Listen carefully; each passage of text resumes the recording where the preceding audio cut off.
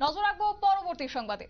গতকালই ঝাড়খণ্ড এবং মহারাষ্ট্রের বিধানসভা নির্বাচন সম্পন্ন হয়েছে এবং এই নির্বাচন শেষ হতেই বুথ ফেরত সমীক্ষায় যা উঠে এসেছে তাকে ঘিরে দেখা গেছে যে বিজেপিকে এগিয়ে রেখেছিল বুথ ফেরত বিভিন্ন সংস্থাগুলি এবং তারই মধ্যে এই বুথ ফেরত সমীক্ষাকে কার্যত মানতে নারাজ কংগ্রেস, কেননা তারা বলছে যে এই সমীক্ষা তারা বিশ্বাস করে না।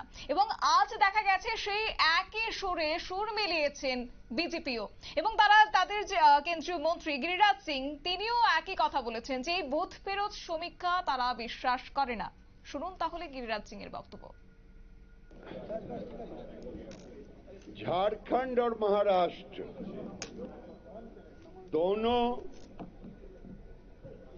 में डबल इंजन की सरकार बनेगी नरेंद्र मोदी के नेतृत्व में।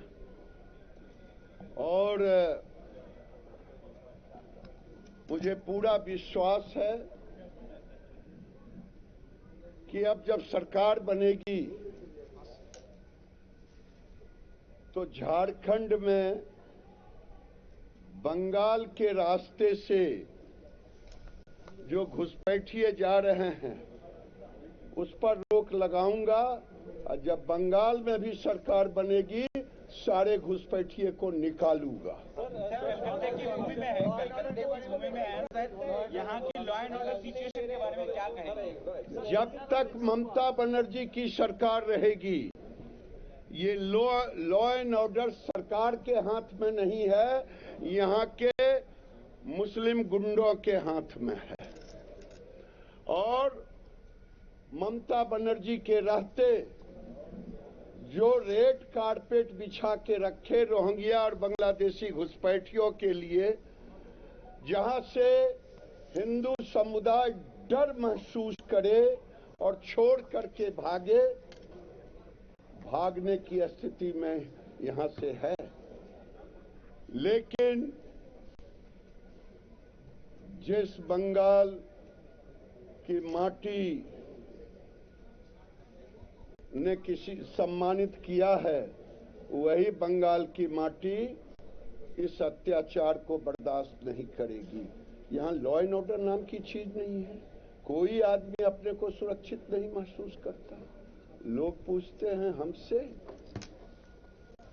मैं कहना चाहता हूं डंके की चोट पे, ये अपने को किंग जोंग की तरह काम कर रही हैं। वो एक है ना किंग जोंग, जिसके सामने में कोई विरोधी अगर बोल दे उसको मौत की सजा।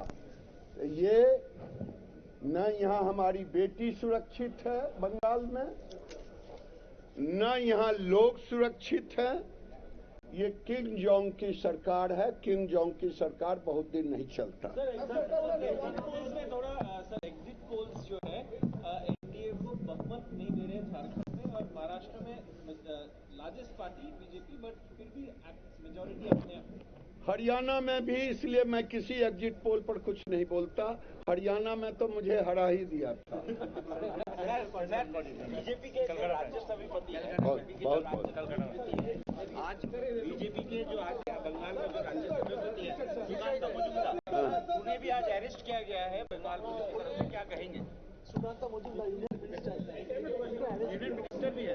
मैं আপনারা শুনলেন কেন্দ্রীয় মন্ত্রী গিরিরাজ সিং এর বক্তব্য এবং সাংবাদিকদের প্রশ্নের উত্তরে তিনি কিন্তু এক প্রকার বলতে নারাজ যে এই সমীক্ষা নিয়ে কার্যত তিনি কিছুই বলেননি। তবে যাই হোক, আপাতত ঝাড়খণ্ড নির্বাচনের পরবর্তীতে তিনি বাংলার বিধানসভা নির্বাচনেরও ইতিমধ্যেই দামামা বাজিয়ে দিয়েছে। বিস্তারিত জানবো, আমাদের সঙ্গে যুক্ত হয়েছে প্রতিনিধি বিপ্লব চন্দ্র। বিপ্লব দা, কি বলবে? দেখো, উত্তরপ্রদেশের যে বিধানসভার 8টি আসন তার উপনির্বাচনের ভোট গ্রহণের পর এক্সিট পুলের যে হিসাব বা এক্সিট পুল যেটা প্রকাশিত হয়েছে এবং সেই এক্সিট পুল সম্পর্কে কিন্তু বিভিন্ন ভাবে বিভিন্ন তথ্য উঠে এসছে। তবে এটা বলে রাখবে যে পূর্ণাঙ্গ ফলাফল নয়, সেটা এক্সিট পুল। এবং এই এক্সিট পুল অনেক সময় দেখা যায় নির্বাচনের ক্ষেত্রে সেটা সঠিকভাবে কিন্তু একদমই ঠিক হয় কি কিংবা ঠিক হয় না, সেটা হলো বিষয়। কিন্তু সেটা কিন্তু পূর্ণ সমীক্ষা নয় বা পূর্ণ ফলাফল নয়, সেটা কিন্তু প্রথমে প্রক্রিয়া হবে। তবে উত্তরপ্রদেশের বিধানসভা উপনির্বাচনের ভোটাভুটির পর এক্সিট পুলের হিসাব ইতিমধ্যে কিন্তু আসতে শুরু করেছে। এখন পর্যন্ত 3 তিনটি বুথ ফেরত যে সমীক্ষা, সেই বুথ ফেরত সমীক্ষা, এবং সেখানে কিন্তু দেখা যাচ্ছে যে যোগী আদিত্যনাথের কাছে কিন্তু একটা মর্যাদার লড়াই হয়ে দাঁড়িয়েছে। যেই লড়াইতে তিনি কতটা তাক রাখতে পারবেন সেটা নিয়েও কিন্তু একটা সন্দেহ রয়েছে। কারণ এক্সিট পোল এক্ষেত্রে এগিয়ে রেখেছে কিন্তু ভারতীয় জনতা পার্টিকে, তবে শেষ পর্যন্ত কারা এগিয়ে থাকে চূড়ান্ত ভাবে সেটা কিন্তু ভোট ফলাফলের পরেই জানা যাবে। তবে ভোট গণনার শেষ হবার পর ভোট গ্রহণ শেষ হবার পর এক্সিট পোল করা হয়েছে, সেখানে কিন্তু এক্সিট পোলে দেখা গিয়েছে বেশিরভাগ চ্যানেলই কিন্তু এই সমীক্ষা দিয়েছে এবং তারা কিন্তু শাসক বিজেপি দলকে এগিয়ে রেখেছে। তবে উত্তরপ্রদেশের উপনির্বাচনের 3টি এক্সিট পোল এসেছে এবং 3টিতে সমাজবাদী পার্টির এসপিকে এগিয়ে রয়েছে ভারতীয় জনতা পার্টি অর্থাৎ বিজেপি।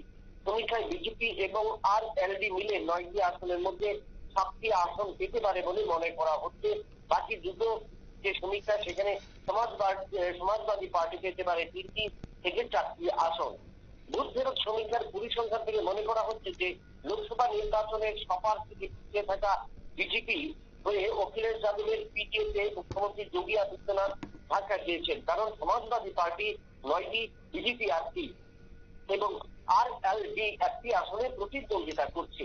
বিএসপি এবং এএসপি এবং এআইএমকেও লড়াই করেছে আবার, এবং সেই ক্ষেত্রে যে খবর প্রকাশিত হয়েছে বা এক্সিট পোল, সেই অনুযায়ী 9টি আসনের মধ্যে 6টি আসন পেতে পারে বিজেপি জোট।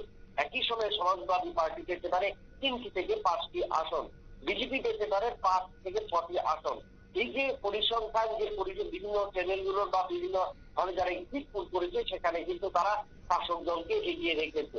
যদি বলা যায় যে ভারতবর্ষের মানচিত্রে, রাজনীতির মানচিত্রে আমরা যদি দেখি যে বিধানসভা নির্বাচন এবং লোকসভা নির্বাচনে এক্সিট পোল কিছুটা হলেও মিলে যায়, নাও মিলতে পারে, কিন্তু উপনির্বাচনে বেশিরভাগ ক্ষেত্রে আমরা অতীতের ইতিহাস বা অতীত পরিসংখ্যান যদি বলি, যে সেক্ষেত্রে কিন্তু উপনির্বাচনে বেশিরভাগ ক্ষেত্রে এক্সিট পোলে যতটুকু সমীক্ষা হয় সেই ক্ষেত্রে কিছুটা মেলে। কারণ সেখানে কিন্তু শাসক দলের দাপট থাকে বা শাসক দলের সেখানে কিন্তু বিধায়ক থেকে শুরু করে মন্ত্রী বা মিনিস্টাররা যারা রয়েছেন, তারা কিন্তু সেই জায়গায় কিন্তু অনেকটাই প্রভাব খাটাতে পারে। তো সেই ক্ষেত্রে আবার অনেক সময় ব্যতিক্রমীয় ঘটনা ঘটেছে বেশ কিছু বছর ভারতবর্ষের বিভিন্ন রাজ্যের উপনির্বাচনে। তবে এটা বলে দেওয়া ঠিক যে কোনোভাবেই কিন্তু মেনে নেওয়া যায় না যে এক্সিট পোল যা প্রকাশিত হয়েছে তা একদম 100% খাঁটি বা 100% ভাবে কিন্তু মিলে যাবে সে আশঙ্কা করা কিন্তু ভুল হবে জনগণের কাছে, বা যারা ভোট দিয়েছেন বা যে সমস্ত ওই সমস্ত রাজ্যে যারা ভোটের জন্য দাঁড়িয়েছেন, তারা যদি এই সমীক্ষায় মনে করেন যে তারা জয়ী হয়েছেন, সেক্ষেত্রে কিন্তু ভুল বলে কিন্তু গণ্য হতে পারে। শতাব্দী।